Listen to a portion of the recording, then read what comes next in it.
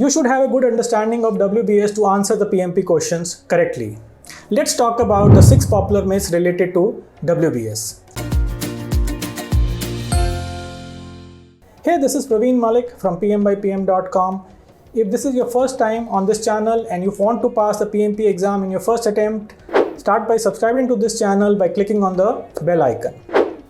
Myth number 1. WBS is task-oriented. No, it is not. WBS is deliverable-oriented. What does it mean?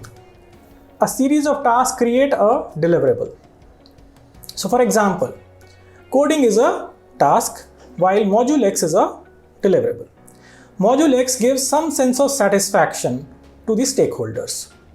Tasks do not give any sense of completeness or satisfaction to a stakeholder. So we might do a series of coding tasks to create the final deliverable. But unless and until the stakeholders receive the deliverable, that is Module X, they will not be satisfied. Myth number 2. WBS gives us a sequence of tasks. No. WBS doesn't give us a sequence or series of tasks. First of all, WBS is deliverable oriented, it is not task oriented.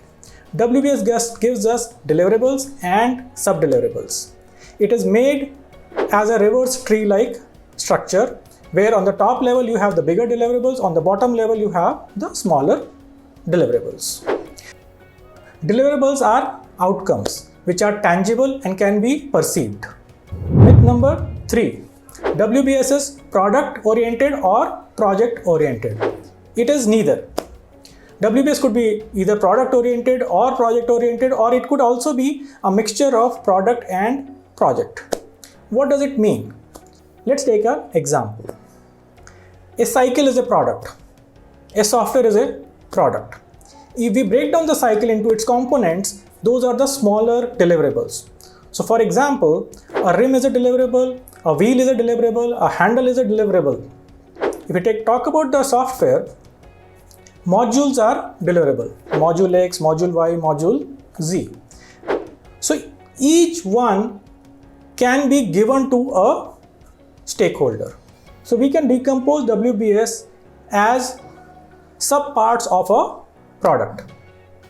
We can also decompose WBS as subpart of a project. For example, for a software project, we can decompose the deliverable into requirements, design, development, which are the subparts of a software project. So it's neither product oriented nor project oriented. It could be a mixture of two also. Myth number 4. For a project, there is only one way to create the correct WBS. No, you can have infinite number of ways to create a WBS. When I say infinite number of ways, it means each project manager thinks differently. So what is right for me may not be right for some other project manager. I might decompose the top level of WBS into components like X, Y, and Z. Whereas another project manager might decompose the top level into components like alpha, beta, and gamma. So there is nothing right nor wrong. As long as the WBS completes the scope of the project, it represents the total scope of the project. If you're missing something from the scope, then it is not a correct WBS. But if it completes the scope, it is a good WBS. Myth number 5. WBS can be made only top down. No, it can be made bottom up also. It can be made sideways also. As long as you are able to identify the components, deliverables and sub-deliverables of a project, you can create a WBS. You just have to fit them in a right manner.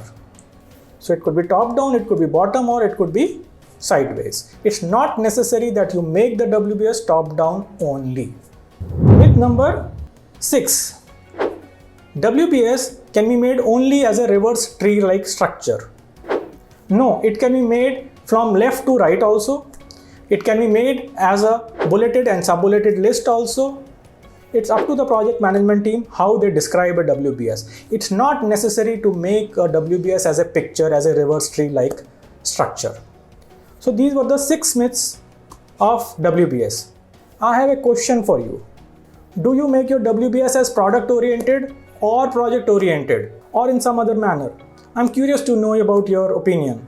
Please leave a comment below. Thank you. Like and share this video and subscribe to this channel. Good luck for the PMP exam.